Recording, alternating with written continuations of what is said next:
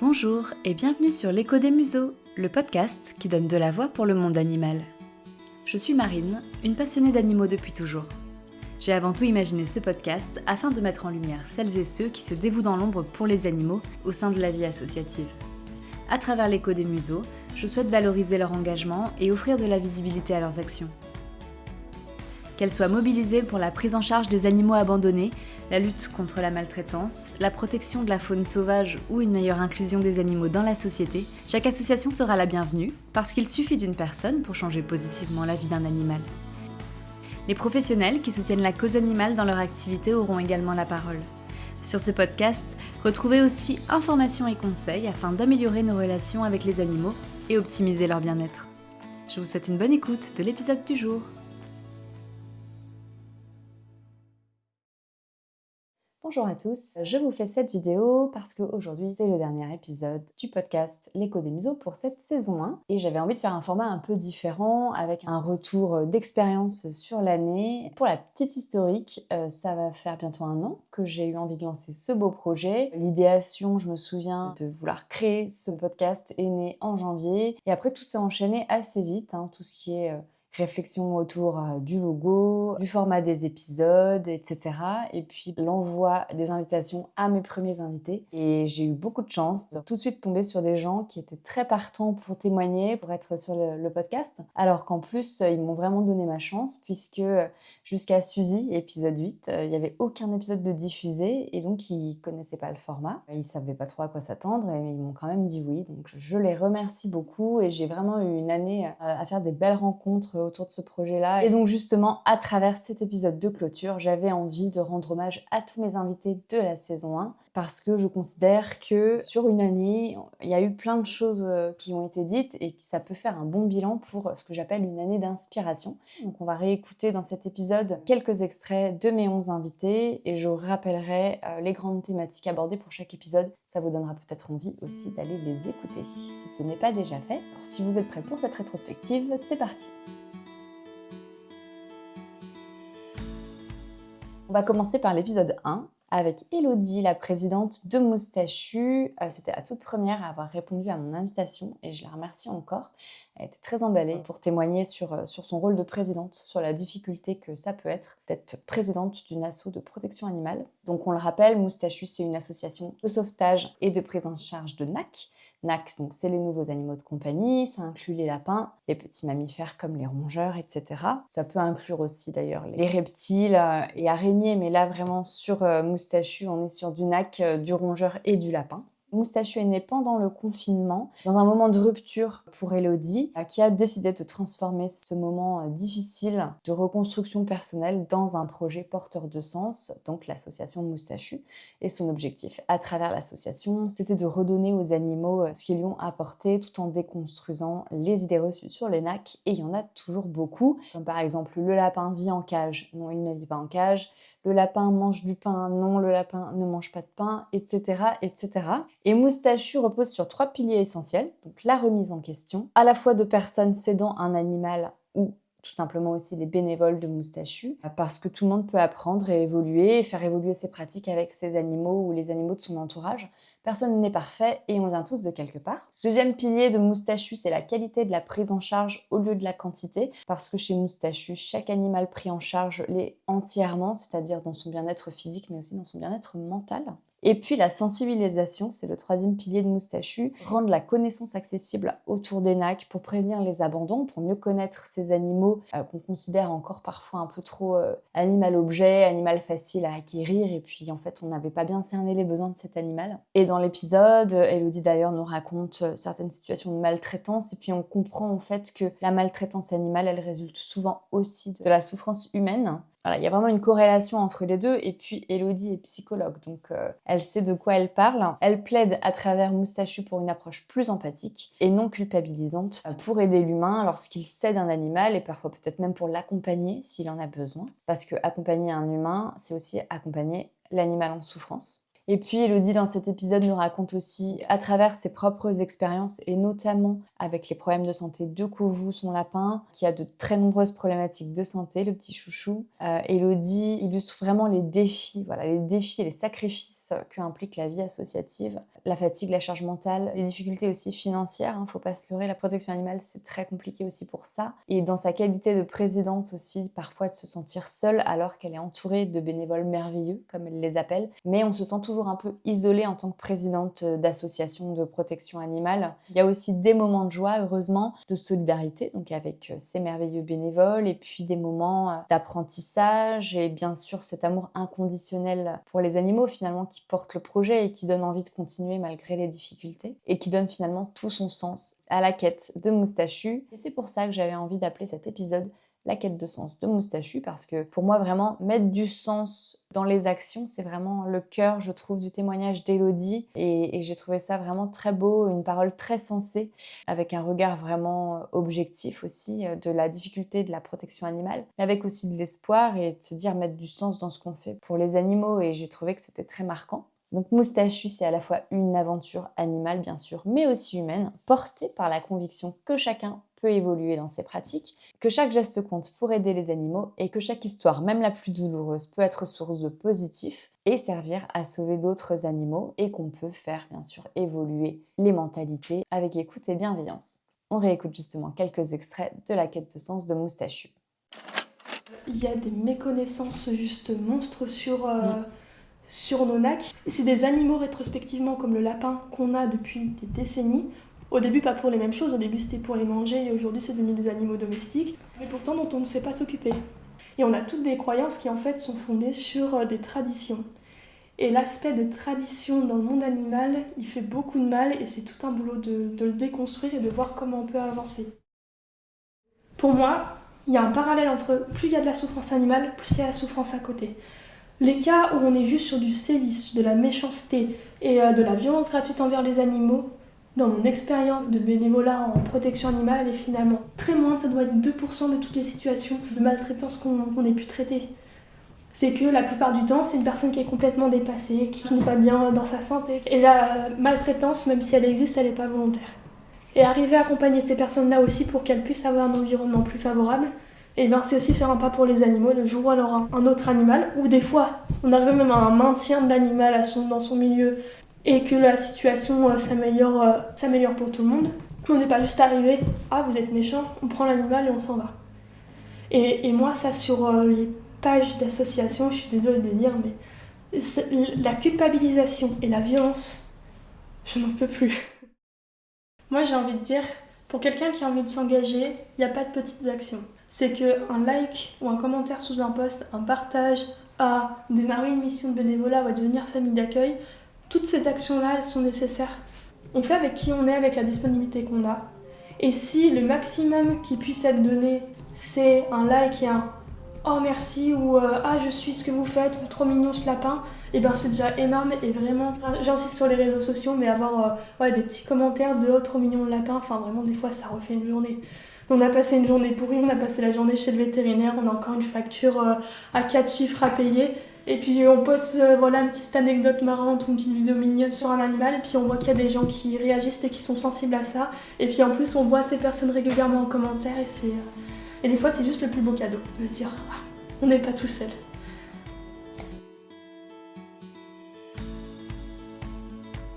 Dans le deuxième épisode, je vous emmène au cœur de la Bresse, à la rencontre d'Alexa, présidente de la ferme des Petits Galopins. C'est un refuge familial qu'elle a créé avec sa maman en 2023.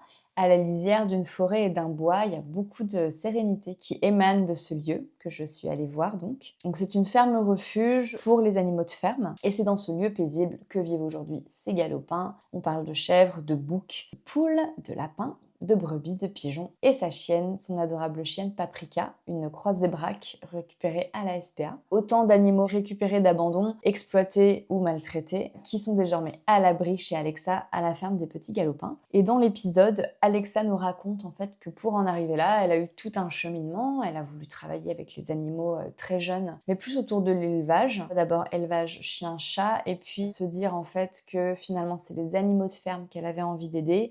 Donc elle s'est intéressée passer à l'éthologie pour optimiser et apporter du confort aux animaux d'élevage avant de se rendre compte que finalement l'éthologie c'était pas la réponse à tout et que ça allait continuer finalement à alimenter un système qui ne lui plaisait pas puisqu'elle, ce qu'elle voulait c'était vraiment se positionner contre l'exploitation des animaux et pas forcément améliorer le bien-être des animaux exploités. C'est donc vraiment le cœur de son projet. Alors l'éthologie, pour rappel, c'est l'étude du comportement des animaux. Et Alexa comprend finalement que l'éthologie, ça va pas être la réponse à tout. Et donc c'est pour ça qu'elle s'est orientée vraiment autour d'un projet de vie vraiment qui inclut d'essayer de réparer ce que l'humain a pu faire aux animaux de ferme. Et c'est donc après une expérience marquante en centre de soins pour faune sauvage et une expérience plus mitigée en ferme pédagogique qu'elle a décidé de lancer son projet. Pourquoi je dis expérience mitigée en ferme pédagogique? Vous l'entendrez dans l'épisode, mais parce qu'en fait les fermes pédagogiques, ça repose souvent sur les naissances des animaux, sur des ateliers autour des naissances, du lait, de la maman, du bébé, etc.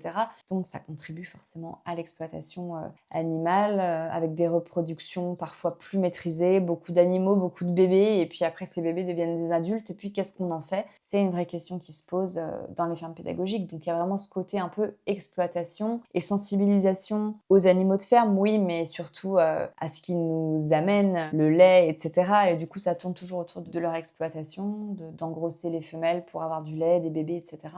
Et ça n'a pas plu à Alexa. Donc à travers l'épisode, Alexa évoque la problématique des fermes pédagogiques, on en a parlé, mais aussi la réalité souvent ignorée des poules de réforme, les poules pondeuses dont on ne se sert plus parce qu'elles sont trop fatiguées par l'élevage et par la ponte intensive des œufs. Donc après, pareil, qu'est-ce qu'on fait de ces animaux? Donc il y a pas mal de communes notamment qui disent qu'on peut les adopter et ça les sauve de l'abattoir, mais il y a aussi une réalité derrière ça, une réalité de la santé de l'animal, et Alexa nous en parle à travers l'histoire de sa poule Marlène, que je vous laisserai écouter, qui nous apprend plein de choses effectivement sur la santé fragile des poules de réforme. On évoque donc tous ces sujets-là qui sont très intéressants, et malgré ce qu'on fait encore subir aux animaux, Alexa a l'espoir que ça bouge, que ça continue à avancer dans le positif pour les animaux de ferme. Il y a d'ailleurs de plus en plus d'associations qui militent pour les animaux de ferme et aussi des associations qui aident des éleveurs à se reconvertir pour ne plus exploiter leurs animaux. C'est un épisode qui plaira à tous les passionnés des animaux de ferme ou à ceux qui sont sensibles à leur sort.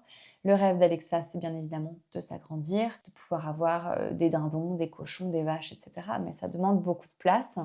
Donc peut-être un jour, en tout cas, c'est le projet qu'elle cultive.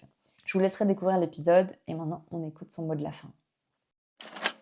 Ça serait déjà de remercier toutes les personnes qui travaillent de près ou de loin pour la protection animale. C'est pas tous les jours simple. À titre personnel, je parle pas pour tout le monde, on se dit, est-ce que vraiment notre action à notre échelle individuelle a réellement un impact? Donc des fois c'est un petit peu déprimant, mais la réalité c'est que moi, plus le temps passe, plus je rencontre des gens qui sont sensibilisés à la cause animale.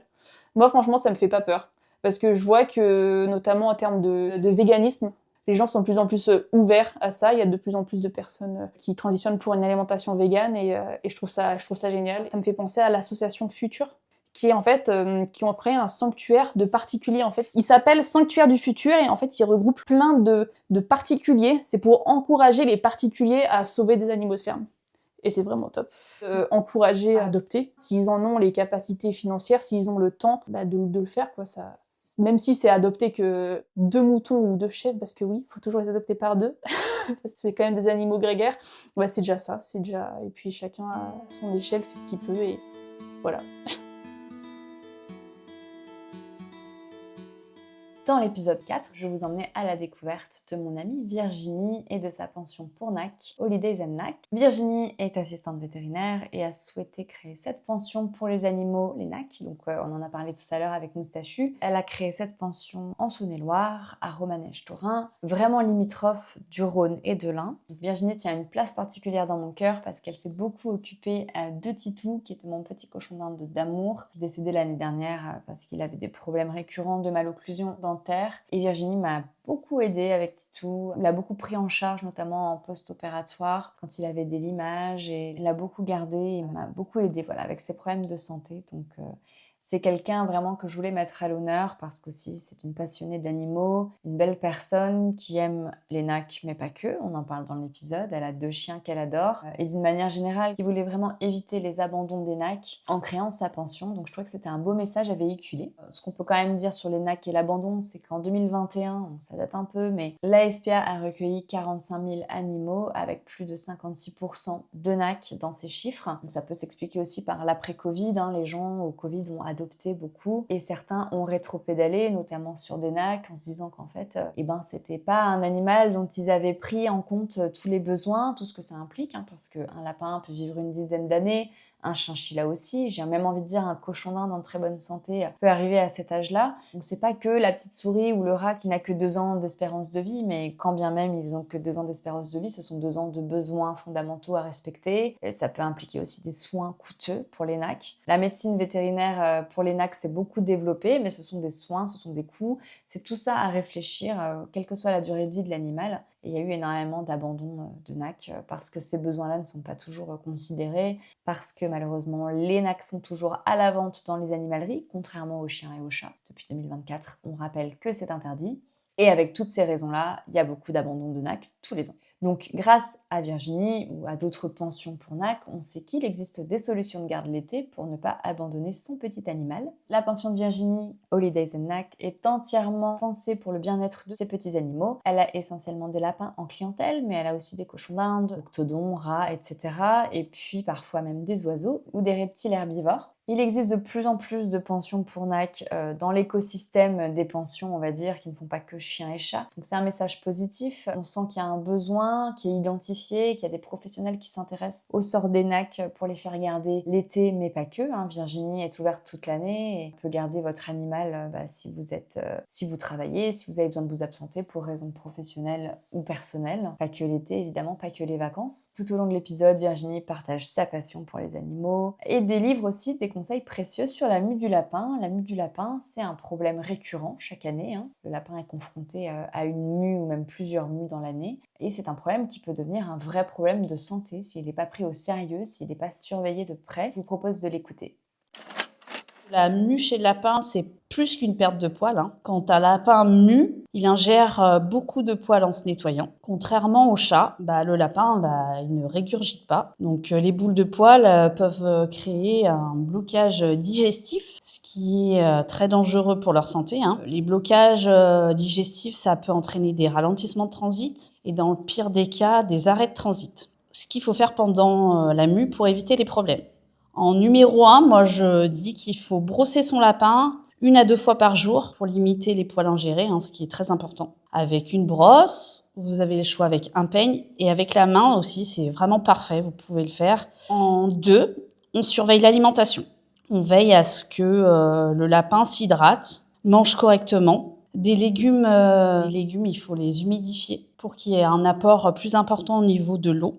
Et une gamelle d'eau toujours propre. Parce que quand vous avez un lapin qui mue, il y a constamment des poils qui viennent se déposer dans la gamelle d'eau. Et du coup, ils peuvent en ingérer juste en buvant. Et tout ça, la bonne alimentation, le foin, les légumes, ça aide vraiment le système digestif à bien fonctionner. Numéro 3, on fait bouger le popotin de son lapin. Ça, c'est très très important. Même si c'est un lapin flemmard, il faut le faire marcher en l'appâtant avec une friandise. L'activité physique est super importante et encore plus en période de mue. Le fait de le faire bouger, ça va stimuler le transit et réduire le risque de blocage.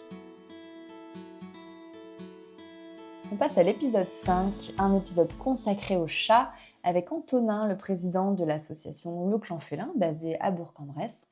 Antonin, c'était mon premier invité garçon, j'étais très contente de le rencontrer. En dehors de son travail, Antonin consacre tout son temps libre à la présidence du Clan Félin avec une mission essentielle, c'est de faire reconnaître les chats libres et de faire aussi adopter ces chats errants, ces chats qui ne sont à personne, lutter contre l'errance des chats, les faire adopter quand c'est possible, quand ils sont assez sociabilisés et en bonne santé pour être présentés à l'adoption. Et le but vraiment du Clan Félin, c'est de sortir définitivement les chats de la rue. Le Clan Félin, c'est une équipe de bénévoles passionnés, environ une quarantaine de bénévoles.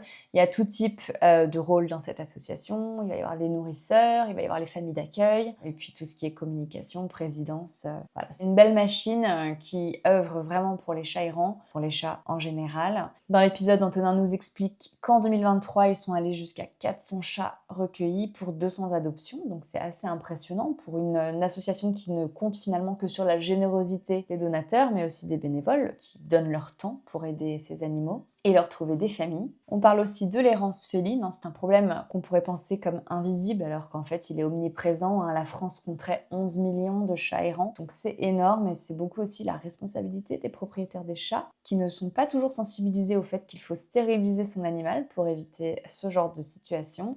C'est également le problème des mairies. Les chats errants, ça concerne les mairies dans leurs compétences, et ça, Antonin le rappelle, ce qui je pense est très important de le savoir et de pouvoir les contacter si jamais un animal est errant sur votre commune. Ça, c'est vraiment quelque chose qu'on n'évoque pas toujours, mais oui, la mairie a un champ de compétences là-dessus et doit pouvoir proposer une solution, vous orienter vers une association de protection animale qui pourra vous aider, ou avoir une fourrière ou un chenil à disposition. On parle aussi bien sûr de l'importance cruciale des familles d'accueil, sans qui rien ne serait possible dans la protection animale. En général, les associations de protection animale n'ont pas de refuge, mais fonctionnent avec un réseau de familles d'accueil, et c'est extrêmement important. Antonin le rappelle, parce que les familles d'accueil permettent de le remettre en confiance, si jamais il a un début de vie difficile et qu'il manque de confiance envers l'être humain, d'apprendre à connaître son caractère pour ensuite qu'il puisse devenir le chat d'une autre famille, qui cherchera un chat qui convient à son mode de vie. Donc c'est important aussi de pouvoir cerner le caractère de l'animal. Et les familles d'accueil, elles servent à tout ça, et c'est, je le rappelle, un rôle crucial. On parle de ces chats qui sont FIV+, et qui sont parfois mis de côté par les adoptants parce qu'on pense qu'ils vont être plus fragiles, que ça va être compliqué de s'occuper d'eux, etc. Et Antonin rappelle qu'un chat FIV+, c'est un chat un peu plus sensible. Il faut faire un peu plus attention à certaines choses, mais c'est un chat qui peut vivre longtemps, qui peut vivre avec d'autres chats, et ça peut très très bien se passer pour un chat FIV+. Donc c'était aussi important dans l'épisode de déconstruire les idées reçues sur les chats FIV+.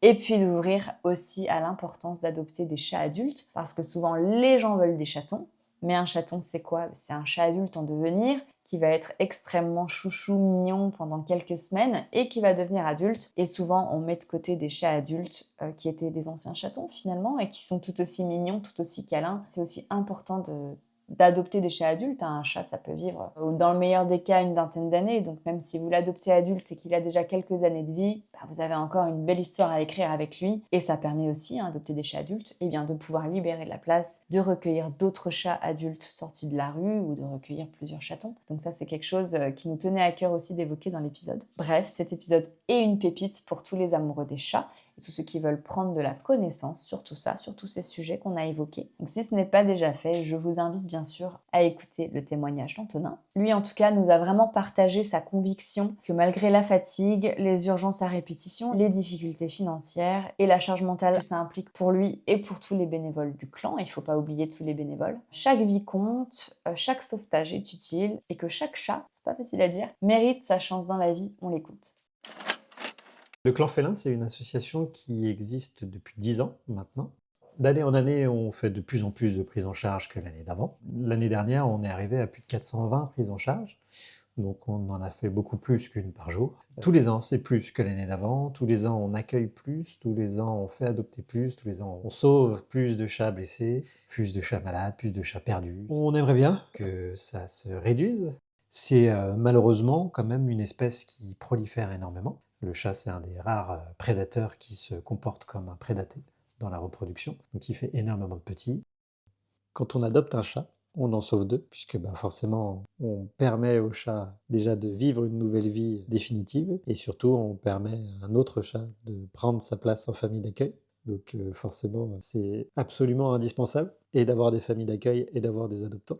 On a énormément forcément de demandes pour des chatons et beaucoup moins pour des adultes. C'est dommage parce que déjà on a beaucoup plus d'adultes que de chatons, et malheureusement ce sont des adultes qui attendent parfois pour rien parce qu'ils sont tout autant câlins, tout autant joueurs. On a sur notre site internet une page dédiée aux 6 bonnes raisons d'adopter un chat adulte. Il y en a beaucoup plus que 6, mais il y en a déjà au moins 6.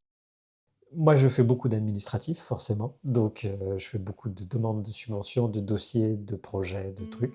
Mais au final, la seule chose que je garde en tête, c'est les chats. Et c'est pour ça qu'on fait tout ça.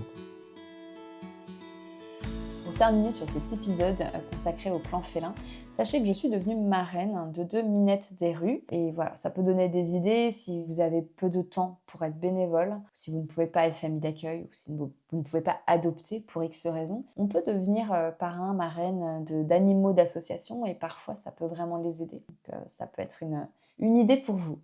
On poursuit notre rétrospective de l'année avec l'épisode 6 où je vous ai emmené à la Petite Bohème, un refuge absolument magnifique, hors du temps, très particulier dans une ancienne ferme en Pisay avec 150 animaux, c'est beaucoup. Donc j'y ai rencontré Séverine, la présidente de l'association La Petite Bohème, la créatrice de ce magnifique refuge avec son mari Bruno. Et on est complètement entouré d'animaux. Alors quand j'y suis allée, c'était assez incroyable. J'ai tout de suite croisé des moutons, une magnifique jument noire, des poules, il y avait des petits cochons qui venaient d'arriver, ce que je raconte dans l'épisode. C'est vraiment une plongée dans les animaux, c'est tout ce que j'aime, mais c'était assez exceptionnel de faire la rencontre de Séverine et Bruno et de toute leur ménagerie. Donc tous ces animaux ont échappé à la maltraitance, sont souvent d'ailleurs handicapés, ont échappé de l'abattoir, voilà, ils ont quand même eu des vies en général de souffrance avant d'atterrir à la Petite Bohème où ils vivent désormais leur meilleure vie, j'ai envie de dire.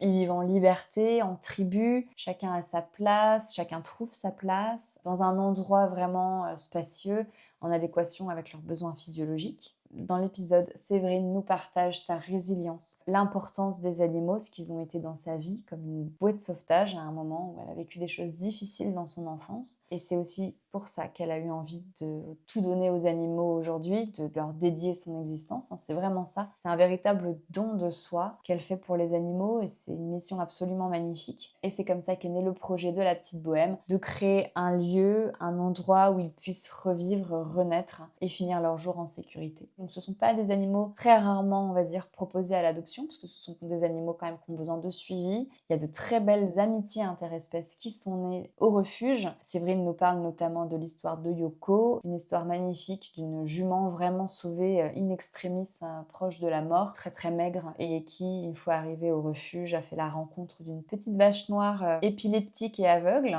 qui s'appelle Poésie, et elle s'est vraiment liée d'amour pour cette petite vache. Elle a même reproduit du lait pour allaiter la petite vache. Donc une vache allaitée par une jument, c'est assez incroyable comme histoire. C'est très très beau, très inspirant et vraiment une histoire bouleversante que je vous invite à écouter si ce n'est pas déjà fait. On aborde aussi bien sûr les difficultés du quotidien. D'avoir un refuge, déjà c'est pas simple. Un refuge en protection animale, on sait toute la difficulté que c'est, la fatigue, la charge mentale.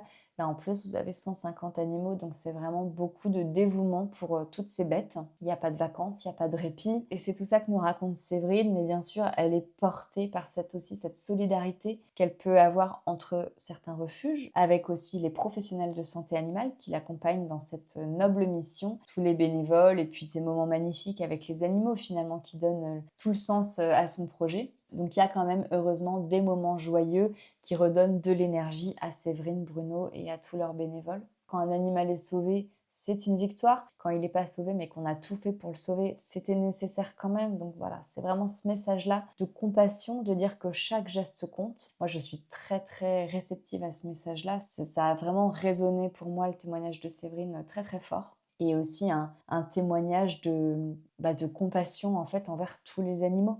Pas que les chiens, pas que les chats. Bon, les animaux de ferme, les animaux de rente sont souvent un peu oubliés dans la liste. Mais justement, c'est de donner de la compassion pour tous ces animaux, les traiter à égalité et essayer de s'impliquer de la même manière pour eux. D'ailleurs, la Petite Bohème est vraiment empreinte d'une philosophie inspirée des peuples premiers, où les humains sont à égalité avec tous les autres vivants de la planète. Donc la Petite Bohème, refuge d'âmes libres, c'est comme ça que j'avais appelé l'épisode. C'est une véritable invitation à la compassion, au respect du monde animal, sans distinction d'espèces, parce qu'une vie est une vie, chaque animal compte, et c'est ce que Séverine nous expliquait aussi dans son magnifique mot de la fin. On l'écoute.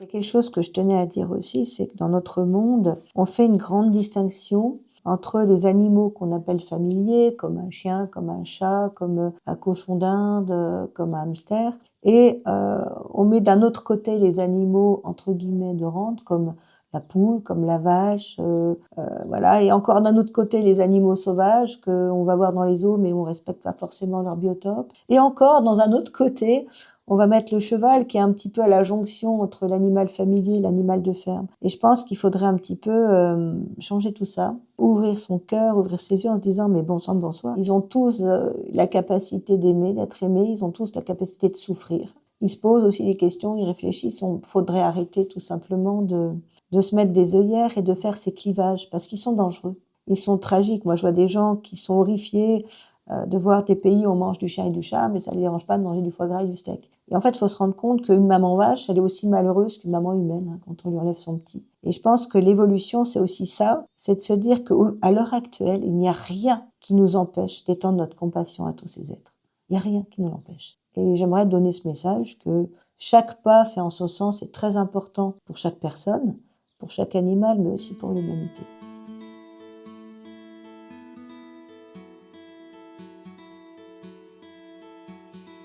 Dans l'épisode 8, je vous emmenais en direction du Beaujolais Pierre Doré, dans le nord du département du Rhône, où je partais à la rencontre de Suzy, éducatrice et comportementaliste canin en méthode positive, et aussi à la rencontre de son fidèle compagnon, son chien Doug, un petit loulou tout choco, enfin un gros loulou, tout choco, très très mignon. Et dans cet épisode Qui a du chien, on a abordé énormément de thématiques autour du bien-être du chien.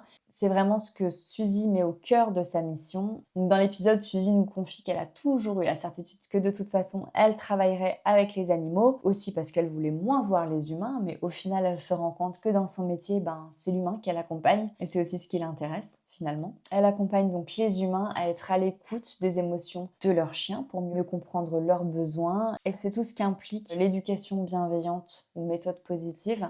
C'est vraiment d'être à l'écoute de son chien, de son bien-être, pour pouvoir nouer une relation qui ne sera pas juste faite de assis, pas bouger, etc., mais qui part vraiment du bien-être du chien. C'est ça qui m'a beaucoup touchée chez Suzy, et c'est aussi pour ça que j'avais eu envie de la rencontrer. Moi, c'est ça qui m'a intéressée, c'est qu'elle mettait vraiment le bien-être du chien au cœur de son projet d'éducation. Donc voilà, l'éducation bienveillante, l'éducation positive, elle est centrée autour du bien-être émotionnel du chien, du bien-être physique, bien évidemment, et donc du respect en fait de tout l'être du chien, de tout ce qu'il représente. Suzy nous explique que dans son entreprise Well-Dog, elle propose des bilans comportementaux qui sont indispensables selon elle à la compréhension du chien. Donc des bilans se passent chez le propriétaire pour voir le chien dans son environnement de vie. Elle propose aussi, ce que je trouve génial, un accompagnement du chien senior. Elle était en train de monter sa prestation là-dessus quand je l'ai rencontrée. Et ça c'est super important parce que un chien, il passe toute sa vie avec nous. Bien sûr, il est bébé, il est adolescent, il est adulte. Mais une fois que le vieillissement arrive, il faut pouvoir être accompagné dans ce vieillissement. On peut parfois se retrouver démunis face au vieillissement d'un animal, le comportement change, les habitudes de vie peuvent changer, c'est toujours intéressant d'avoir un accompagnement là-dessus. Donc au fil de l'épisode, Suzy nous apprend beaucoup de choses sur les besoins fondamentaux du chien, la fameuse pyramide de Maslow façon chien, mais aussi nous rappelle que bien sûr avoir un chien c'est une responsabilité immense, que ça va prendre une quinzaine d'années de notre vie, que ce n'est pas un engagement à la légère. Et on aborde aussi les problèmes de santé de Doug, son loulou, donc qui est croisé berger labrador, et du coup ça implique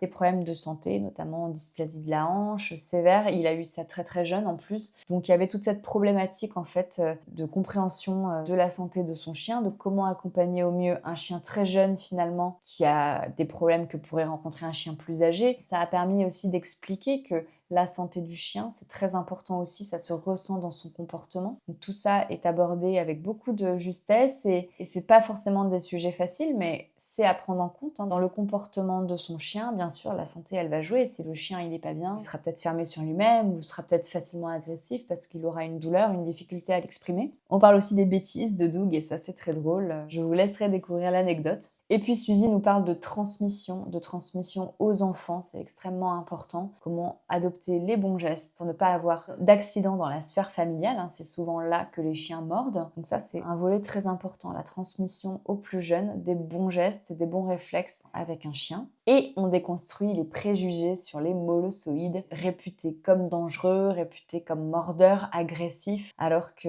dans la clientèle de Suzy, ce sont des boules d'amour et ce sont les chiens les plus gentils qu'elle peut avoir. En tout cas, on ressort de cet épisode vraiment positif, inspirant, grâce à Suzy et à son énergie communicative, avec tout un panel d'informations sur le chien, sur la compréhension de son entièreté, d'être vivant, que le comportement du chien est lié à son bien-être, et ça c'est super intéressant. Et tout le monde devrait plus ou moins avoir des bases là-dessus, en tout cas quand ils ont un chien chez eux. Voilà, je vous laisse écouter un petit extrait de Suzy. Devenir éducateur. Au début, comme tout le monde, c'est parce que j'adore les chiens et franchement, je veux être avec le chien parce que les humains, j'en ai marre. Au final, quand tu fais 8 mois de formation, tu te rends compte que ça va être l'humain avec qui tu vas travailler. Et je trouve que d'arriver à faire changer en fait des mentalités chez l'humain, c'est ça qui est vraiment le plus intéressant, c'est de voir comment un humain peut changer, ne serait-ce une habitude, pour arriver à changer l'émotion et le comportement du chien. Ce qu'il va prôner, c'est savoir s'il est bien, s'il n'est pas dans une anxiété, s'il n'est pas dans une excitation qui est mauvaise, s'il n'est pas dans une frustration. On va venir voir par les émotions. On arrive en fait à modeler certains comportements, à voir pourquoi notre chien il fait ça, à le comprendre. Et je trouve que c'est le plus beau en fait, pour vivre tous ensemble. Si tu comprends pas ton chien, si tu sais pas le lire, si tu sais pas que là ton chien il est pas bien et là ton chien il est bien, et c'est bien de se faire accompagner pour voir que les gens en prennent conscience que d'avoir un chien c'est une responsabilité mais énorme. On peut pas le prendre sur un coup de tête. Je suis en train de monter toute une prestation sur l'accompagnement du chien senior aussi, parce qu'il ne faut pas oublier qu'on les a bébés, mais on les a aussi vieux. Et des fois, c'est plus douloureux. Beaucoup de questions sans réponse, parce que souvent, on est seul quand notre chien commence à vieillir. Aménager sa maison, l'alimentation, comment on fait, est-ce qu'il y a des soins autres à faire d'ostéopathie, etc. Plus en plus, dans mes expériences avec les chiens, j'ai remarqué que les plus sensibles, les plus amoureux sont les molossoïdes. Tout ce que tu peux avoir en pitbull, en boxer, en American Bully, en staff, etc., en Rottweiler. Mais c'est des boules d'amour. Aujourd'hui, il y a des vidéos qui passent de la maltraitance, des gens qui éduquent d'une façon traditionnelle, c'est ceux qui ont le plus de vues, mais c'est ceux qu'on met beaucoup plus en avant, alors que la personne qui fait de l'éducation positive, de la prévention, qui fait des choses, elle, en fait, on ne partage pas, on ne regarde pas. Et regarde comment il fait du mal, etc. Mais montre comment on fait bien. C'est comme ça qu'on fera évoluer les choses aussi. Dans l'épisode 9, je vous faisais découvrir la médiation animale avec Cécile, assistante vétérinaire, qui a travaillé avec Virginie d'ailleurs, mon invitée de l'épisode 4. Et cet épisode était vraiment une manière d'aborder la médiation animale, donc le premier épisode là-dessus dans le podcast, comme une initiation avec Cécile qui crée son projet de médiation animale avec ses 3 chiens, dont une retriever de Nouvelle-Écosse, donc c'est pas une race très connue, je vous inviterai à découvrir la race dans l'épisode. Et puis j'avais aussi envie d'apporter de la connaissance dans cet épisode sur la médiation animale à travers les âges, puisque c'est finalement une discipline, si j'ose l'appeler comme ça, qui puise vraiment ses racines même dans l'Antiquité, la relation avec les chevaux, etc. Alors c'est important de rappeler que la médiation animale, ça ne soigne pas, ça ne guérit pas, mais ça ouvre une passerelle en fait où l'animal, qu'on peut appeler animal thérapeute, permet en fait d'apporter un bien-être pendant un processus de soins. Cécile est assistante vétérinaire depuis plus de 20 ans et au bout de 20 ans, elle a eu envie de créer ce projet-là aussi. Elle dit peut-être que c'est la crise de la quarantaine, mais qu'elle a eu envie aussi de se rapprocher de cette matière parce que déjà, elle adore travailler avec ses chiens, mais aussi de pouvoir aider les gens et surtout les enfants qui sont son public cible préféré. Même si dans l'épisode, elle nous livre une anecdote sur une séance qu'elle a fait avec des personnes âgées. Elle nous présente donc son parcours et son initiation à la médiation animale il y a des années avec son premier chien Golden Retriever, où elle faisait du chien visiteur. Donc ça, c'est intéressant de savoir que le chien visiteur était l'ancêtre, on va dire, de la médiation, même si encore une fois, elle puise vraiment ses racines beaucoup plus loin qu'il y a une quarantaine d'années. Donc je vous raconte tout ça dans l'épisode avec notamment Boris Levinson, un psychologue américain qui est reconnu comme le pionnier de la médiation animale. Je vous laisserai écouter tous ces détails dans l'épisode. Donc la médiation animale, c'est un accompagnement de l'humain dans un processus de soins. Donc ça peut être des personnes fragilisées, des enfants, des personnes en situation de handicap, des personnes qui ont besoin de se réinsérer. Il faut le voir vraiment comme une porte d'entrée vers un bien-être, vers un mieux-être dans certains cas. Et d'ailleurs, la médiation animale peut apporter des résultats très concrets, notamment sur des résultats cognitifs, sur de la motricité. Et c'est très important de rappeler que la médiation animale doit s'exercer en adéquation avec le bien-être de l'animal thérapeute, si on l'appelle comme ça, de l'animal médiateur. Donc voilà, cet épisode, c'est vraiment, à travers le témoignage de Cécile, c'est vraiment nous expliquer que la médiation animale, c'est sans forcément finalité de résultat, même si parfois il y en a, c'est vraiment d'offrir un moment doux, un moment de partage, un moment de mieux-être grâce à l'animal, des moments enrichissants qui peuvent être parfois réparateurs, qui peuvent accélérer un processus de soins parce qu'il y a plus de bien-être global de l'individu. Ça permet d'obtenir un sourire et parfois c'est suffisant. C'est vraiment cet instant présent de partage avec l'animal, avec une personne fragilisée, de prendre le temps aussi d'écouter ses émotions et d'être à l'écoute de soi tout simplement. Je vous propose d'écouter Cécile. En fait, j'ai eu il y a 1 an, 2 ans, d'un coup, je sais pas si c'est le passage de la quarantaine, mais j'ai eu une envie vraiment de répandre autour de moi, d'aider les gens. Et du coup, ouais, j'avais envie d'allier ces 2 passions, quoi, les animaux et l'envie d'aider.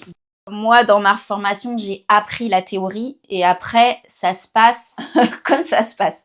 Moi, mes séances, elles durent 1 heure. Bien évidemment, le chien, il est pas là pendant 1 heure parce que ça serait beaucoup trop pour lui. Déjà pour nous, c'est compliqué aussi parce qu'il faut arriver à capter l'attention du public, arriver à observer tout le monde pour être sûr que tout le monde se sent bien. Il y a toujours une petite activité première pour détendre l'atmosphère, pour que tout le monde commence à comprendre que c'est pas un test, c'est juste on s'amuse ensemble. Alors moi, je travaille qu'avec des chiens parce que j'ai que des chiens. Mes formateurs, ils avaient vraiment des tonnes d'animaux. Des cochons d'Inde, des gerbilles, des lapins, des chinchillas, des chiens, et j'en oublie.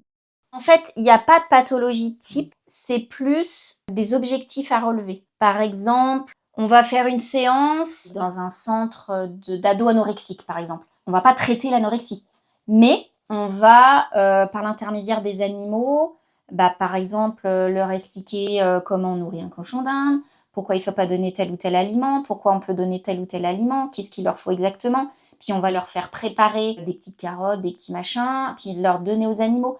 On va les aider à avoir un autre rapport à la nourriture que celui qu'ils ont. Voilà. C'est dans ce sens-là, quoi. Avec Arco, mon premier chien, il y avait des petits papis-mamies, je me souviens, qui par exemple ne bougeaient jamais de leur fauteuil ou choses comme ça, et qui du coup là bougeaient la main pour arriver à caresser le chien. C'est aussi pour des moments comme ça on fait ces séances. Je trouve que c'est très enrichissant en fait.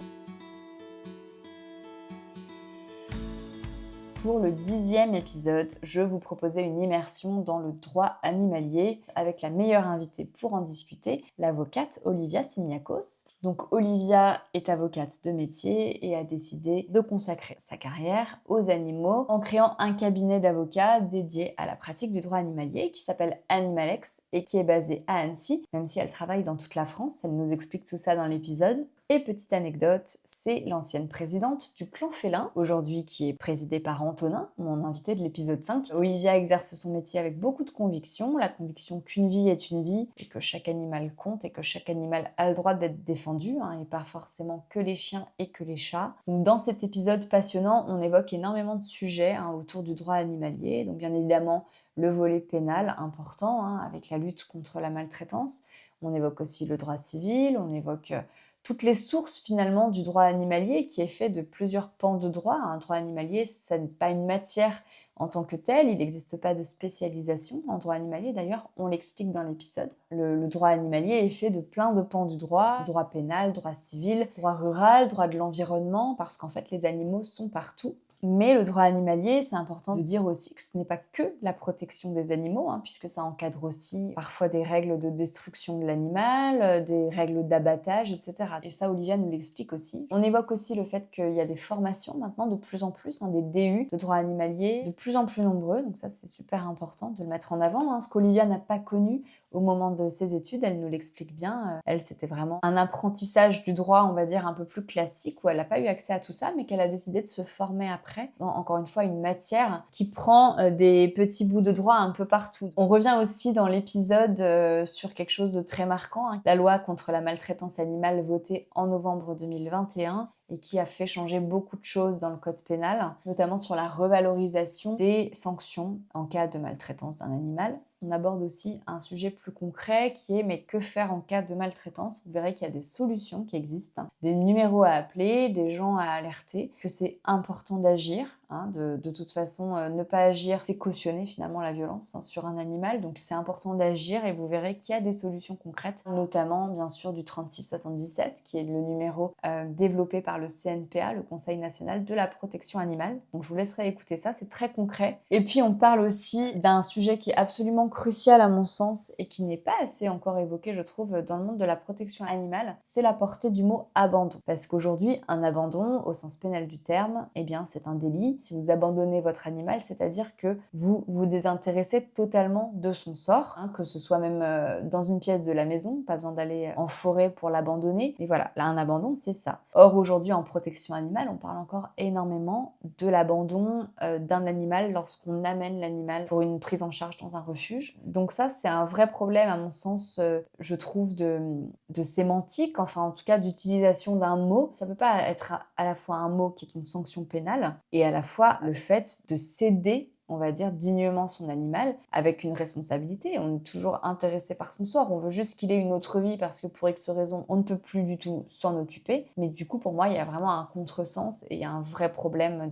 d'utilisation de ce mot-là. Donc, je donne mon avis dans l'épisode là-dessus, je vous laisserai écouter. Mais moi, je comprends pas qu'encore aujourd'hui, à l'heure où j'enregistre, là, il y a toujours pas... Je sais pas d'ailleurs ce qui pourrait être fait là-dessus, mais changer de mot, tout simplement changer de mot, ne plus utiliser abandon, peut-être utiliser cession. Hein, on cède un animal à quelqu'un qui va pouvoir s'en occuper, lui retrouver une famille. On ne l'abandonne pas quand on l'amène dans un refuge. C'est justement un acte d'amour, un acte responsable. Donc voilà, il y a un vrai problème autour de ce mot abandon. Vous me direz d'ailleurs si vous êtes d'accord avec moi, si vous avez des réflexions à apporter à ce débat, parce que je trouve qu'il est très important et qu'on n'en parle pas encore assez. Dans la protection animale en général, je trouve que c'est un problème qui n'est pas encore assez abordé. Mais tout simplement, en fait, la question c'est de se dire, il faut juste changer de vocabulaire. Je dis pas que j'ai le mot adéquat, mais il y a une vraie réflexion, je pense, à apporter à tout ça. Que la personne qui amène un animal dans un refuge parce qu'elle a plus le choix, qu'elle peut plus s'en occuper, parce qu'elle fait ça de manière responsable et qu'elle aime son animal, qu'on dise pas qu'elle l'abandonne, parce que les gens prennent peur. Maintenant, vous vous dites l'abandon est puni par la loi. Oui, mais moi j'amène mon animal, je l'abandonne, alors je vais être puni par la loi, alors j'ai honte de le faire, alors je le fais pas. Alors c'est pire, il n'y a pas de solution. Et pour moi, ça dessert vraiment les animaux de pas utiliser un mot plus juste et réfléchir vraiment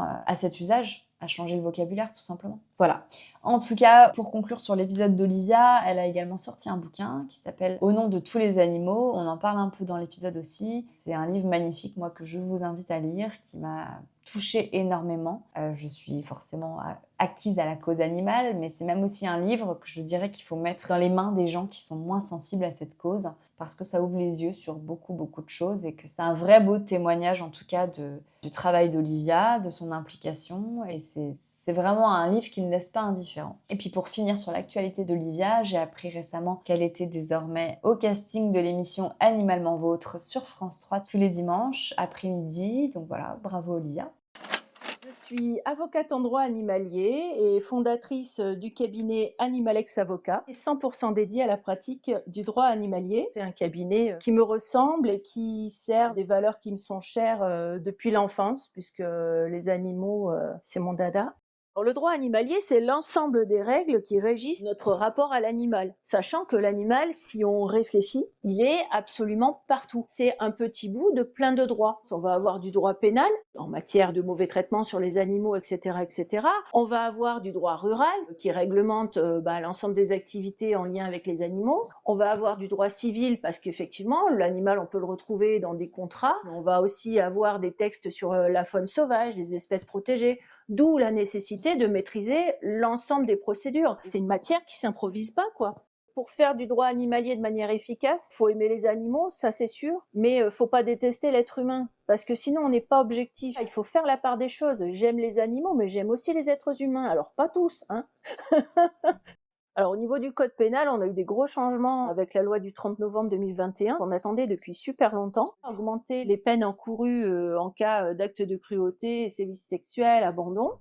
Si je suis témoin d'un acte de cruauté, chaque situation est différente, mais on va pouvoir faire appel soit aux forces de l'ordre, soit au service de la préfecture. Ça dépend de la nature de l'animal, de la nature des faits et du degré d'urgence. Il y a aussi maintenant un numéro d'appel d'urgence, 3677. Enfin, il y a quand même du monde à appeler. Il y a toujours la possibilité d'aller, entre guillemets, abandonner, je pense qu'on devrait trouver un autre terme, mais de confier son animal à une association. Psychologiquement, dire aux gens, allez abandonner votre animal dans un refuge. Non, il y a des gens qui n'y arrivent pas. Alors que, c'est justement peut-être un dernier acte d'amitié, entre guillemets, pour l'animal que de le confier à quelqu'un qui va lui assurer une nouvelle vie. Trouvons un autre terme. Confier l'animal, pas abandonner l'animal auprès d'un refuge. Étant rappelé que l'abandon, c'est pas forcément dans une forêt comme le Petit Poucet, on peut abandonner aussi un animal à domicile, à côté de soi, Alors on peut abandonner un animal quand on déménage et qu'on l'oublie, ça aussi, mais on peut abandonner un animal en étant chez soi et l'animal dans une autre pièce. L'abandon est caractérisé par le fait de se désintéresser durablement du sort d'un animal. Tant qu'il y aura des lobbies en France, on va buter sur certains pans du droit par rapport à la protection des animaux, le bien-être animal, confronté à des intérêts économiques, à des intérêts, en parlons même pas de la tradition. C'est jamais assez rapide quand il y a des êtres qui souffrent, mais ce qui compte, c'est d'avancer, que ça aille dans le bon sens. C'est vrai que 2015, c'est une date qu'on met en exergue parce qu'il y a eu une modification dans le code civil. Ça a participé à l'éveil des consciences. Penser animaux au sens large, parce que un être vivant, c'est un être vivant. Même les un peu moches, même les un peu gluants, ceux qui font peur, chaque vie compte.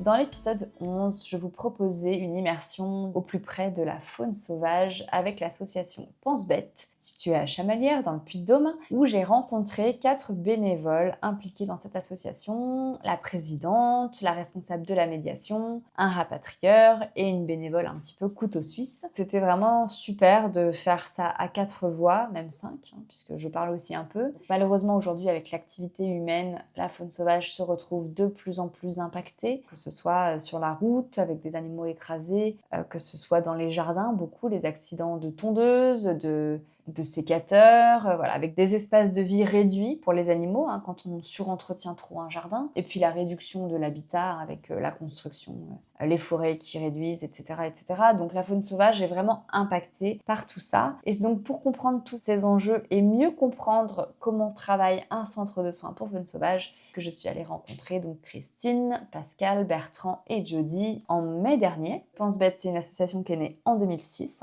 Christine, la présidente, nous fait l'historique de l'association dans l'épisode. Donc vraiment, d'avoir 4 personnes, 4 parcours différents, 4 sensibilités aux animaux différentes, c'est super intéressant de croiser tous ces témoignages. On apprend beaucoup de choses, notamment la réalité administrative, parfois complexe, pour l'ouverture d'un centre de soins pour faune sauvage. Vous verrez que ça ne s'improvise pas, qu'il y a beaucoup de règles à respecter. On parle aussi d'un rôle qui n'est pas forcément toujours le plus mis en avant dans la protection animale, c'est le rapatrieur, c'est le rôle de Bertrand. Le rapatrieur, c'est celui qui, comme son nom l'indique, va chercher un animal en détresse une fois qu'il lui a été signalé et le rapatrie dans un centre de soins pour se faire soigner. Donc c'est vraiment des ambulanciers de la faune sauvage. Donc Bertrand nous explique tout ça. On revient donc aussi sur la mission première d'un centre de soins, qui est de soigner pour pouvoir relâcher dans l'habitat naturel de l'animal. Mais Pense Bête a aussi une fonction de sensibilisation au grand public, avec des stands, etc. sur la faune sauvage. Donc tout simplement aussi d'informer les populations sur les animaux sauvages, les animaux qui vivent autour d'eux dans le Puy-de-Dôme, et puis comment éviter telle ou telle situation, comment protéger au mieux les hérissons du jardin, etc. Pascal nous parle aussi de la médiation, qui est un travail très important qu'elle peut faire avec des personnes qui se retrouvent avec un animal sauvage chez eux, donc que ce soit un animal qui passe dans leur jardin ou un animal qui vit dans le grenier, comme les fouines, c'est souvent le cas. Et donc le travail de la médiation est important puisqu'il permet de faire mieux comprendre à l'humain le parcours de vie de l'animal lorsqu'il est chez lui en fait, et d'essayer de faire cohabiter au mieux l'humain et l'animal sauvage. Donc la médiation, ça permet vraiment d'apaiser des situations de crainte, de peur d'un animal, en connaissant mieux l'animal, en prenant des photos la nuit, en comprenant son passage, son cycle de vie, etc. On apaise parfois les craintes et donc on arrive à faire cohabiter l'humain et l'animal. Et c'est quand même important de se dire qu'on partage tous la même planète et que parfois même les animaux sont là avant nous, sur un terrain, et que c'est important de pouvoir comprendre ça, de l'avoir en perspective pour pouvoir cohabiter. On parle aussi avec Jody notamment des bons gestes à avoir avec les hérissons l'hiver, qu'est-ce qu'il faut ou pas leur donner à manger, et puis d'une manière générale, si on trouve un petit animal sauvage, est-ce qu'il faut automatiquement le prendre, ce qui est interdit soit dit en passant, mais en contactant un centre de soins, ou est-ce que parfois il faut pouvoir se dire que agir c'est pas toujours la bonne solution parce que l'animal il est pas forcément en détresse. Donc voilà, c'est tous ces petits gestes, toute cette connaissance à aborder sur la faune sauvage, de savoir quand agir, quand justement laisser l'animal, etc. Donc c'est très important au quotidien, ça peut arriver à tout le monde de croiser un animal et puis de ne pas savoir quoi faire. En tout cas voilà, cet épisode c'est une vraie plongée dans l'univers de la faune sauvage qui rencontre encore une fois beaucoup de difficultés à cause de l'activité humaine. Il n'est pas question de culpabiliser là-dessus, mais d'en avoir conscience un petit peu dans toutes les actions qu'on peut avoir au quotidien, parce que les animaux sauvages sont partout autour de nous. Essayer de de conscientiser tout ça et de se dire que à notre échelle, chacun peut agir pour la faune sauvage et pour l'aider tout simplement à moins être impacté par notre activité. Je ne peux pas vous proposer un extrait des 4 invités, mais j'ai décidé de choisir, il fallait bien que je fasse un choix, un extrait du témoignage de Bertrand. La faune sauvage paye vraiment un très très lourd tribut sur notre mode de vie. C'est juste une catastrophe. On vit un effondrement des espèces, on est dans la 6e extinction de masse. Et nous sommes les seuls responsables de cette situation. L'humain est le seul responsable de par son empreinte, son mode de vie. Alors il ne s'agit pas de nous faire culpabiliser, mais c'est un constat. Il faut en avoir conscience. De plus en plus de gens, y compris et surtout même chez les jeunes générations, se sensibilisent à la cause animale, la préservation de la faune sauvage. Maintenant, on doit faire face effectivement à des causes qui nous dépassent, qui sont extrêmement fortes. L'agriculture intensive, tous les pesticides qui aujourd'hui ont détruit la quasi-totalité des insectes volants. Tout ça étant une chaîne alimentaire, tout se répercute. Et au final, on se retrouve effectivement avec un effondrement de la biodiversité. Donc nous sommes une toute petite goutte dans un océan de larmes, mais on essaye de faire ce qu'on peut. Quand tu aimes les animaux, tu les aimes sans distinction, donc après tu as envie de t'impliquer et que tu le fasses au travers d'une association de préservation de la faune sauvage ou bien dans une association où tu vas lutter pour la surpopulation féline ou ce genre de choses. Il y a plein de sujets. Tous les animaux qui sont découverts ne sont pas nécessairement en détresse. Donc là, il s'agit effectivement de savoir si l'animal qu'on a en face de soi présente des caractéristiques qui nécessitent une intervention humaine et un soutien derrière pour être soigné. Donc le permanent au bout du téléphone va permettre d'identifier, de préciser la situation. Et si effectivement on a affaire à un animal blessé, on peut l'identifier plus ou moins facilement. Tu peux avoir affaire à un hérisson le jour, un hérisson n'a rien à faire le jour, c'est un animal nocturne, donc peut-être qu'effectivement il présente des faiblesses, des choses qui nécessitent une intervention. C'est toujours touchant, que ce soit des petits lièvres, que ce soit des petites chauves-souris. C'est une occasion assez inespérée de voir ces animaux. Alors malheureusement, quand j'ai à intervenir, c'est qu'ils ne sont pas très en forme. Des renards, c'est toujours touchant. Et il y a cette détresse que tu vois dans ce regard, cette peur, et tu n'as qu'une envie, c'est de les aider et de faire au mieux parce que on a une dette vis-à-vis je considère que nous avons collectivement une dette vis-à-vis du monde animal et donc c'est important d'en prendre soin. Après ça se passe pas toujours bien, parfois tu mets beaucoup de temps, beaucoup d'énergie à rapatrier, parfois à aider aussi à récupérer l'animal et une fois qu'on a ramené l'animal, on prend des nouvelles évidemment et parfois les nouvelles sont pas bonnes. Une fois que les examens sont passés, que les blessures sont trop grandes et que la possibilité de soigner l'animal n'est plus possible, il faut procéder à l'euthanasie de l'animal et ça, c'est jamais de bonnes nouvelles. Mais c'est vrai des rapatrieurs, c'est surtout vrai des soigneurs. Les soigneurs qui passent leur nuit complète, leur journée, leur nuit à biberonner, à faire de leur possible et puis quand parfois ça se solde par un échec, ça te déchire le cœur. Et il faut recommencer parce que t'as pas le choix, c'est comme ça. C'est peu de choses, mais c'est juste indispensable aujourd'hui pour essayer de soulager un petit peu de douleur dans un monde qui est vraiment un monde de brut, qui est un monde assez dégueulasse et assez difficile. L'épisode 12 nous a emmenés sous l'eau à la découverte des poissons rouges avec Annie, la présidente de l'Association française du poisson rouge, où on a vraiment abordé plein de sujets super passionnants sur les poissons rouges, qui est un animal quand même très souvent, on va le dire, maltraité ou pas traité à sa juste valeur, puisque on considère qu'un poisson ne parle pas, vit dans l'eau, n'est pas digne d'intérêt, comme on peut avoir des interactions avec un chat, un lapin. Le poisson, lui, il est dans son aquarium et il ne se passe pas grand-chose avec, mais c'est quand même un animal qui a des besoins, qui doit être respecté, un être vivant qui a ses besoins fondamentaux à respecter lorsqu'on décide d'en avoir un chez soi. Et donc c'est pour déconstruire aussi toutes les idées reçues autour des poissons rouges que j'ai voulu faire cet épisode avec Annie, qui nous apprend vraiment énormément de choses. Donc c'est une grande passionnée d'aquariophilie, Annie, mais aussi à la base celle qui a créé un support qui n'existait pas en France. Le site lepoissonrouge.org, depuis une vingtaine d'années, propose des informations sur les poissons, sur comment justement bien traiter un poisson rouge, quel type d'habitat il lui faut, pourquoi l'aquarium boule est un non-sens absolu et une maltraitance quotidienne. Déconstruire aussi l'image de l'animal école, le poisson rouge, c'est le premier animal qu'on va confier à un enfant, parce que finalement il n'y a pas tant d'enjeux que ça si ça se passe mal, c'est un peu ça quand même malheureusement. Rappelez bien évidemment qu'un poisson rouge qui vit dans une boule, c'est à proscrire, c'est même interdit dans certains pays, que ça ne lui offre qu'une vie de maltraitance dans un espace trop petit. Tout ça, Annie nous l'explique superbement dans l'épisode et c'est très très important. Encore aujourd'hui, je pense qu'il y a beaucoup trop de poissons, toujours dans des espaces inadaptés, des poissons rouges dans des bocaux, dans des aquariums de 20 litres, alors qu'il faut à minima entre 50 et 100 litres par individu. Tout ça, Annie l'explique avec beaucoup de pédagogie et de bienveillance, parce que c'est au cœur de la mission de l'Association française du poisson rouge de sensibiliser les gens aux poissons rouges et à leurs besoins, mais toujours dans la rondeur et dans la bienveillance, parce que on peut partir du principe que tout le monde n'a pas la connaissance, mais que si quelqu'un manque de connaissances, c'est pas grave, il peut toujours progresser. Et c'est aussi pour ça qu'elle a voulu créer cette association qui était vraiment faite pour sensibiliser aux besoins des poissons rouges. Elle a fait un travail dingue depuis 20 ans. Il y a beaucoup aujourd'hui de gens qui reviennent vers elle en lui disant merci, grâce à vous j'ai appris ça, grâce à vous j'ai changé mes pratiques, etc.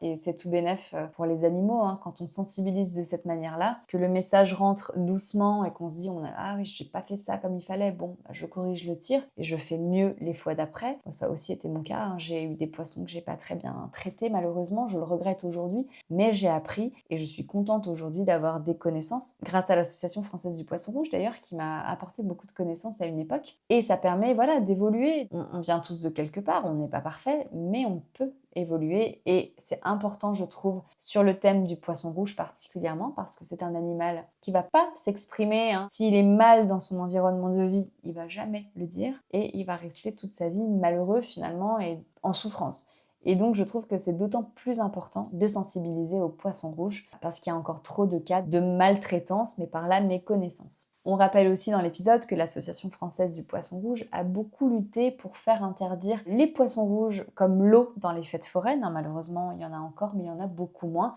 Et Annie nous explique d'ailleurs dans l'épisode à quel point ça a évolué au cours des 20 dernières années, évolué de manière positive bien évidemment. Et puis tout le travail qu'elle fait au quotidien encore aujourd'hui, lorsqu'on lui signale une maltraitance ou qu'on lui signale une situation avec un poisson, j'ai vu tel ou tel cas de figure dans un restaurant, chez un fleuriste, etc. Et Annie fait encore tout un travail assez incroyable de sensibilisation auprès des commerces pour lutter contre ces situations de maltraitance des poissons et avoir de moins en moins de cas de figure, et puis surtout permettre de partager cette connaissance pour qu'ensuite les gens qui reprennent des poissons rouges ou qui changent leurs pratiques adoptent les bons gestes et qu'il y ait de moins en moins de maltraitance des poissons rouges. Voilà, moi ce que j'aime beaucoup dans le témoignage d'Annie, c'est la bienveillance qu'elle met à sensibiliser les gens, à faire passer les messages avec gentillesse, ce qui sert plus l'animal que quand on est un peu sur la défensive. Ça ne marche pas. Ça vaut, je pense, pour toutes les personnes qui voudraient sensibiliser à la cause animale. Et puis cet épisode, c'est celui qui a été le plus écouté. J'ai cumulé beaucoup d'écoutes sur YouTube grâce à la notoriété d'Annie. Annie a une chaîne de 150 000 passionnés d'aquariophilie. Donc quand elle a partagé l'épisode, ça a pas mal bougé et je la remercie beaucoup. C'était le premier petit buzz du podcast avec cet épisode. Je suis hyper fière de cet épisode, comme de tous les autres évidemment. Et en tout cas, merci beaucoup Annie et à sa super notoriété. Annie, c'est un peu la resta de l'aquariophilie, donc c'était vraiment très très cool d'échanger avec elle. Je lui laisse évidemment la parole. Donc ça fait un bon petit moment maintenant que l'association existe. Notre mission qui est principalement une mission de vulgarisation et de sensibilisation pour expliquer aux gens ce que c'est un poisson rouge et que c'est pas juste un animal école pour les enfants, que ça a des besoins et qu'il faut réfléchir quand on en prend un. C'est souvent qu'on a maintenant des gens qui nous disent grâce à vous on a pu informer, et puis c'est vraiment ça en fait, le but c'est d'informer. On a souvent des personnes qui nous disent ouais moi je vois des poissons dans des bocaux, dans des pharmacies, comment on fait? Et en fait moi ce que je leur dis toujours aux gens, c'est pas appeler une association pour qu'on se déplace avec un chapeau et qu'on vienne enlever le poisson, c'est pas ça le but, parce que de toute façon déjà on n'a pas le droit sur tout ce qui est magasin et autres, ce sont des espaces privés, donc on fait pas ce qu'on veut. Et braquer les gens en leur disant que c'est pas bien, c'est pas bon, ça marche pas. Tout ça parce que souvent les gens sont un peu agressifs en voulant bien faire, en voulant défendre les animaux, et donc nous on essaie d'être gentils, moi particulièrement. On a tout ce qui va être problématique de fêtes foraines. Donc, les forains n'ont pas le droit de les proposer vivants en lot dans des fêtes foraines. Ça, c'est interdit. Ça se calme parce que aussi les forains sont de plus en plus confrontés au public qui leur fait remarquer qu'ils ne devraient pas faire ça. Donc, on est sur une prise de conscience des gens. À l'époque moderne, ce qui s'est passé, c'est tout simplement que les gens voulaient de la déco. Et un bocal, ça prend pas de place. On a voulu vendre des poissons dans des petits volumes. Un bocal, c'est pas un espace viable pour élever un animal, que ce soit un poisson rouge, un beta splendens ou ce qu'on veut. C'est vraiment pas suffisant pour qu'un animal puisse bouger correctement et encore moins un poisson rouge. Ensuite, on a effectivement le phénomène de la sphère qui est déformante. Et c'est pour ça que souvent les poissons, ils bougent plus. Parce qu'ils ont pas de place et parce que dès qu'ils bougent, il y a un truc et ça les stresse. C'est de la maltraitance en fait journalière, quotidienne presque, pour un animal qui a besoin de beaucoup plus d'espace. Les poissons rouges, quels qu'ils soient, peuvent vivre en bassin et sont en réalité des poissons qui sont beaucoup plus adaptés au bassin. Un poisson rouge, c'est s'engager sur 10, 15, 20 ans. Ce sont des poissons qui vivent vieux. Vous garderez parfois votre poisson rouge plus longtemps que votre chien.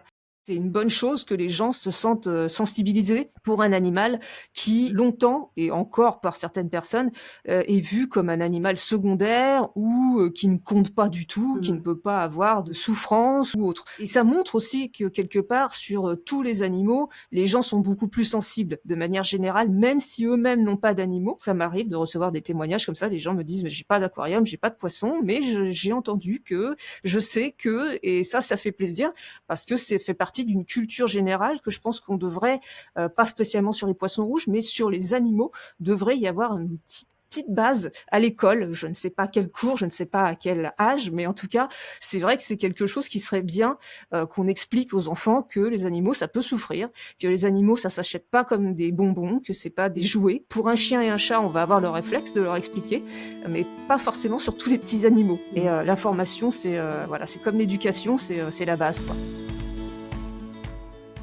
Pour l'épisode 14 qui est sorti il y a très peu de temps. C'est mon amie Marion, illustratrice pour enfants, que j'ai connue il y a 15 ans, pendant nos études. C'est vrai que le temps passe à une vitesse quand je dis que je connais Marion depuis 15 ans, c'est assez fou. Et pourquoi je voulais l'inviter sur le podcast? C'est parce que Marion est illustratrice et fait des livres pour enfants sur le thème de la faune marine, des livres pour les 2-6 ans. Et je trouvais que c'était vraiment intéressant de sensibiliser les enfants à la cause animale dès le plus jeune âge. Donc j'avais envie d'aborder ce côté de sensibilisation. Et puis aussi cette thématique de la faune marine qui est très intéressante et que j'avais pas encore abordée sur le podcast. Donc à travers 3 thématiques, on a parlé des requins, des tortues marines et des orques, parce que Marion a sorti 3 livres justement sur ces thèmes-là. Donc elle a créé un petit personnage, une petite fille qui s'appelle Talia et qui à chaque fois aide un animal. Alors dans le premier c'est un petit requin, dans le deuxième c'est une tortue et dans le troisième c'est une orque. Et ces histoires sont très jolies, les illustrations sont très belles et puis il y a un vrai message, c'est de sensibiliser les enfants à ces animaux-là, qui peuvent voir d'ailleurs en aquarium, mais réussir à se poser des questions sur ces animaux-là quand ils sont petits, quand d'ailleurs on ne vit pas forcément à côté de l'océan, donc c'est des thématiques qui peuvent paraître un peu lointaines, mais qui sont quand même importantes, je trouve, à aborder avec la jeunesse, parce que la protection de la faune marine, ça implique quoi? Ça implique la protection de l'environnement, ça rejoint la pollution au plastique, etc. Et tous ces sujets sont finalement des sujets qui nous touchent d'assez près. Donc pour tout ça, j'ai trouvé que c'était une dimension intéressante. Marion a vécu au Canada, c'est là qu'elle a connu les baleines, et c'est là qu'elle s'est vraiment sensibilisée à ces animaux. Et par extension, du coup, elle s'est intéressée un peu à tout, à la surpêche, à la pollution par les filets de pêche, à la pollution au plastique, etc. Elle nous raconte tout ça dans l'épisode. Donc au début de l'épisode, on aborde le sujet du requin, qui est diabolisé à un juste titre. Il n'y a qu'à voir les dents de la mer, etc. Donc tout ça, on en parle dans l'épisode. Et moi, j'apporte une petite partie de connaissances sur le requin. Je trouvais que c'était intéressant d'apprendre des choses sur cet animal, qui peut même manger que du plancton, que des petits poissons ou des herbiers marins. Donc voilà, les requins en général, parce qu'il y a 500 espèces, il y en a beaucoup, ils ont une mauvaise image alors que les attaques sont rarissimes et que c'est plutôt l'homme qui est prédateur de requins que l'inverse. Pour les ailerons, il y a des techniques cruelles pour ça. Donc tout ça fait qu'on l'aborde dans le podcast pour sensibiliser et dire qu'en fait non, le requin n'est pas le monstre des mers qu'on imagine. On parle aussi des tortues marines, il y a 7 espèces de tortues marines qui parcourent des kilomètres et des kilomètres pour retourner naître sur les plages où elles sont nées et qui sont malheureusement impactées par le braconnage, par la pollution lumineuse, par la réduction de l'habitat, etc. Donc aujourd'hui, la quasi-totalité des espèces de tortues marines sont en danger d'extinction. C'est très important de faire un focus là-dessus et d'expliquer qu'il peut y avoir des solutions. La mobilisation humaine peut être une réponse à tout ça. C'est notamment ce qui s'est passé pour la tortue verte, qui a été reclassée en préoccupation mineure alors qu'elle était en danger d'extinction il y a peu. Voilà, on aborde tout ça dans l'épisode aussi, et à travers donc l'histoire du livre de Marion, qui parle d'une petite tortue qui veut retourner pondre sur la plage où elle est née, mais qu'elle a peur en fait de tout ce qu'elle voit sur la plage, du bruit, de la pollution lumineuse, etc.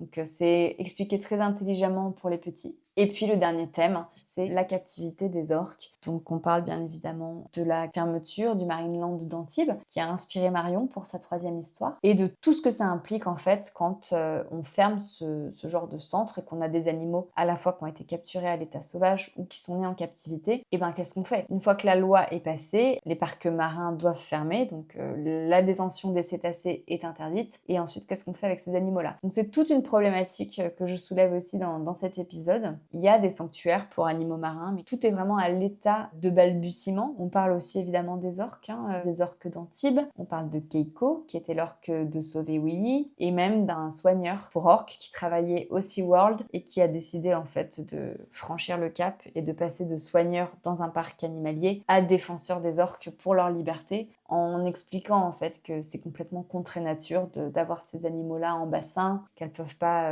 parcourir des kilomètres. Et puis ce sont des animaux qui dépérissent et qui ont des problèmes de santé, qui meurent assez jeunes alors qu'une orque a une espérance de vie humaine. Et puis on parle aussi de la pollution plastique, très important, parce que les océans, les mers sont jonchées de plastique, de microplastiques, etc. Qu'il y a des chiffres alarmants pour l'avenir là-dessus. Se dire, est-ce qu'on peut peut-être nous, à notre échelle, on n'est pas obligé d'être à côté d'une plage pour la nettoyer, mais si on ramasse déjà un déchet dans la rue, c'est un déchet qui ne finira pas dans la mer ou dans l'océan, en commençant par tomber dans une bouche d'égout, puis aller dans un ruisseau, etc. Les océans ne sont pas un monde à part, dans un coin, il y a les océans, puis il y a le reste. Non, que tout est lié et que du coup, s'intéresser à la protection de l'environnement, même qui nous entoure, c'est aussi s'intéresser à la protection de la faune marine, finalement, par extension. Je trouvais que c'était super intéressant de sensibiliser les enfants à tout ça dès leur plus jeune âge. Et c'est pour ça que j'étais contente d'avoir Marion avec moi. On écoute tout de suite un extrait de l'épisode de Marion. Alors, un des moments qui m'a le plus amené à m'interroger sur la faune marine, c'était lors d'une sortie d'observation des baleines en zodiac sur le Saint-Laurent, quand j'habitais au Québec. On les voyait plonger, on les voyait avec leur queue ressortir. C'est totalement irréel, presque, de voir ces êtres si immenses. C'est à partir de ce moment-là que j'ai commencé à lire des choses sur leur sujet. On a commencé à plus s'interroger sur nos modes de consommation, etc. Du coup, de se sensibiliser aussi à la faune marine, t'en viens à lire des choses sur la surpêche, la déforestation des fonds marins par les filets, les déchets liés à la pêche et autres. Et du coup, tu te rends compte que tout se relie. Ça a été un peu l'élément déclencheur par rapport à la faune marine. Et puis après, du coup, aussi plein de questions liées à l'environnement.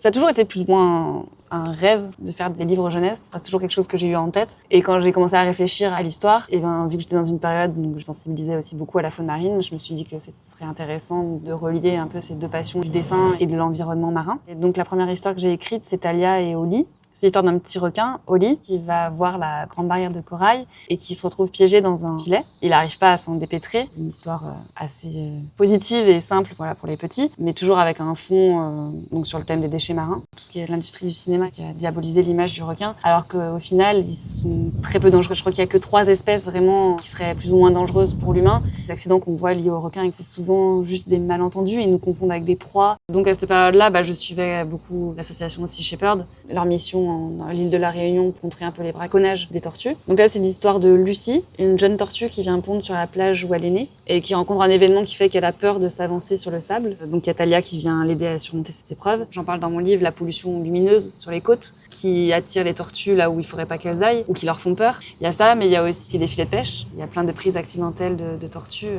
Ça fait 150 millions d'années qu'elles existent, les tortues. Elles ont vécu avec les dinosaures. C'est fou quand on y pense. Et je crois qu'il y a 7 espèces de tortues marines et il y a plus de la moitié aujourd'hui qui sont en danger d'extinction. On entendait beaucoup parler ces dernières années du parc aquatique de Marineland, d'Antibes. Et donc pareil, c'est une histoire que j'ai suivie de près, qui me touche beaucoup. Elles sont dans des bassins, alors que normalement elles parcourent des kilomètres et des kilomètres tout en famille. C'est toujours en famille, normalement, les orques. Alors que là, elles sont séparées.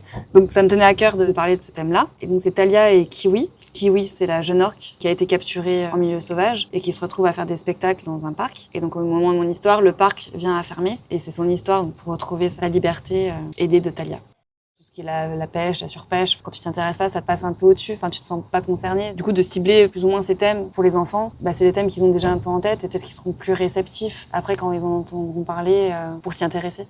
Je pense aussi que les enfants, ils sont beaucoup réceptifs à nos gestes du quotidien, en fait. Ah ben là, on est l'été, par exemple, on fait attention à notre consommation d'eau. Et ben voilà, leur montrer que c'est précieux et que ça va être de plus en plus précieux, et ben ça les prépare à un avenir où il y aura forcément des restrictions d'eau l'été, et peut-être pas que l'été. Nos efforts qu'on fait aujourd'hui, et ben ça leur paraîtra normal, en fait, quand ils seront plus grands.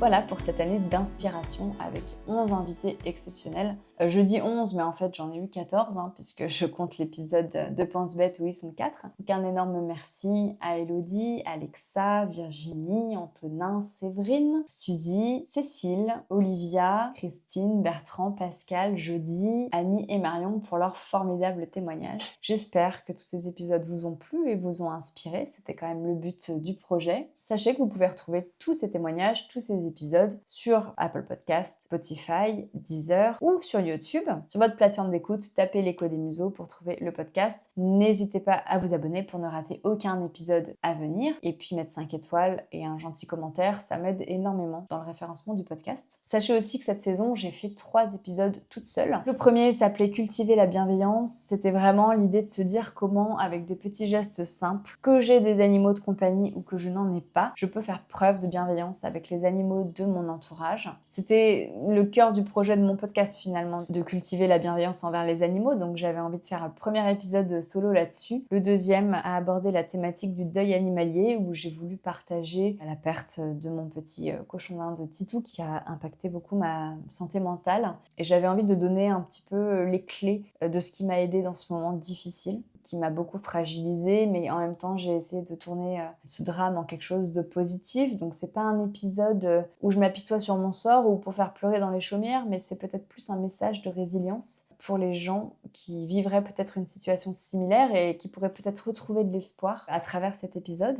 Et puis le troisième épisode, qui est tombé au moment d'Halloween, était focalisé sur les araignées, où j'ai voulu apporter de la connaissance sur les araignées parce qu'on les méconnaît, on en a peur. Vraiment, il y a beaucoup d'arachnophobes, je suis arachnophobe, donc je sais de quoi je parle. Et c'est pour ça aussi que j'ai voulu faire cet épisode, pour faire un retour d'expérience sur l'hypnose, que j'ai décidé de suivre pour avoir moins peur des araignées, pour traiter mon arachnophobie. Donc il y avait cette partie retour d'expérience, et puis une partie plus scientifique pour aborder ce qu'est une araignée. Vous verrez qu'il y a des choses incroyables à savoir sur leur soie, qu'elles ont plein de pouvoirs magiques en fait, et que ce sont des petites bienfaiseuses de la biodiversité avec des pouvoirs assez incroyables. Je précise que c'est un épisode adapté aux phobiques, donc j'ai mis aucune image d'araignée sur cet épisode sur la version YouTube. Je sais que ça peut faire très peur de voir une araignée, donc je respecte ça, et moi la première, j'avais envie de pas toujours me confronter à des photos d'araignées en travaillant sur cet épisode, donc c'est un épisode sans photo. Voilà, je vous laisserai découvrir ces 3 épisodes s'ils vous intéressent. En tout cas, ainsi s'achève cette première saison de l'écho des museaux. Je suis très contente de toutes les rencontres que j'ai pu faire avec des gens vraiment investis pour la protection animale, gentils dans la transmission, et tout ça, c'est des valeurs que je voulais véhiculer à travers le podcast, donc je suis hyper contente de cette première saison. Je vais changer certainement des petites choses pour la saison 2 parce qu'on peut toujours s'améliorer. Moi, c'est vrai que je suis partie de nulle part, je connaissais pas le monde du podcast, je connaissais pas tout ce qui est sound design, prise de son, montage, etc. Un petit peu de montage parce que j'avais déjà fait de la vidéo un petit peu, mais sur le projet vraiment sonore, j'avais pas beaucoup de base, donc j'ai appris. Il y a certainement des choses que je peux améliorer aussi, changer 2-3 petites choses, mais globalement repartir avec des invités, des témoignages pour inspirer. J'ai déjà fait quelques interviews, donc j'ai déjà quelques épisodes en stock. J'ai quasiment mon carnet de rendez-vous pour la saison 2 qui est plein, donc c'est chouette. Je suis très contente d'avoir eu autant de personnes partantes pour faire partie de cette aventure, pour témoigner et apporter de la connaissance. Donc c'est vraiment un projet dont je suis très contente. D'ailleurs, je remercie tout le monde qui a écouté le podcast pour cette saison 1. Le bouche à oreille, c'est extrêmement important, donc à toutes les personnes qui ont aimé le podcast cette saison, n'hésitez pas à partager ce podcast autour de vous, à en parler, parce que c'est vraiment ce qui m'aide le mieux. Et puis aussi à me suivre sur Instagram. Ça m'aide beaucoup pour le référencement, pour me faire connaître, d'avoir pas mal de followers sur Instagram. Donc s'il vous plaît, si c'est pas déjà fait, et si vous le souhaitez bien évidemment, il n'y a pas d'obligation, mais n'hésitez pas à me suivre sur Instagram, et puis ça permettra aussi d'être informé sur la saison 2 à venir. Je peux pas vous dire encore exactement en toute honnêteté quand est-ce que le podcast va revenir. Parce que j'ai besoin de temps pour travailler sur mes interviews. Tout ça, c'est du travail et j'ai besoin de ce temps mort pour travailler sur tout ça. Je pense que le podcast reviendra au printemps 2026, mais je n'ai pas encore de date exacte. Et puis, c'est bientôt Noël, alors j'avais envie de finir là-dessus, de dire que voilà, peut-être pour Noël, réfléchir à s'orienter vers des cadeaux éco-responsables ou engagés pour les animaux. Il y a plein de refuges et d'associations de protection animale qui font des Noëls solidaires, des marchés de Noël. Voilà, est-ce que cette année, on consomme pas finalement en pensant un peu plus aux animaux? En tout cas, moi, j'ai envie de m'orienter vers ça. Ça peut être aussi des dons, hein, bien évidemment, pour des associations de protection animale qui en ont besoin toute l'année. Mais peut-être qu'à Noël, on peut faire preuve d'un peu plus de générosité, en tout cas quand on peut se le permettre. Hein. Je sais que c'est pas toujours simple. Mais j'avais envie de véhiculer cette idée que voilà, on peut peut-être faire une bonne action à Noël, et puis si c'est qu'1 euro, c'est qu'1 euro. Et puis 1 euro se transforme en 2 euros, et puis en 5 euros, et puis en 10 euros. Ça, c'était ce que nous disait Elodie dans son épisode 1, mais elle a tout à fait raison. C'est vraiment les petites gouttes d'eau qui font les grandes rivières. Donc, si on peut faire quelque chose à Noël pour la cause animale, eh bien, n'hésitons pas à le faire. En attendant, voilà, prenez soin de vous, de vos animaux, évidemment. Soyez toujours attentifs aux animaux de votre entourage, hein, parce que chaque geste compte pour la cause animale. C'est vraiment ça que je souhaite véhiculer à travers le podcast. Et chaque geste est utile, ça c'est aussi important de le rappeler. Voilà, ce sera mon mot de la fin. Merci à tous et à l'année prochaine pour une nouvelle année d'inspiration pour tous les museaux. Ciao! C'était un épisode de L'Écho des Museaux, un podcast imaginé et réalisé par Marine Coez. Je vous remercie beaucoup pour votre écoute précieuse. J'espère que ce podcast vous donne envie d'agir à votre niveau, car chaque action peut faire la différence pour un monde plus bienveillant envers toutes les espèces animales. Si l'épisode vous a plu, merci d'en parler autour de vous, de laisser des étoiles, des pouces en l'air, un gentil commentaire et de vous abonner depuis votre plateforme d'écoute préférée. Si vous souhaitez être l'invité de ce podcast, ou connaissez quelqu'un qui pourrait l'être, ou me suggérer une thématique pour un prochain épisode, n'hésitez pas à me contacter à l'échodesmuseaux@gmail.com. Vous pouvez également suivre ce podcast sur les réseaux sociaux. À bientôt!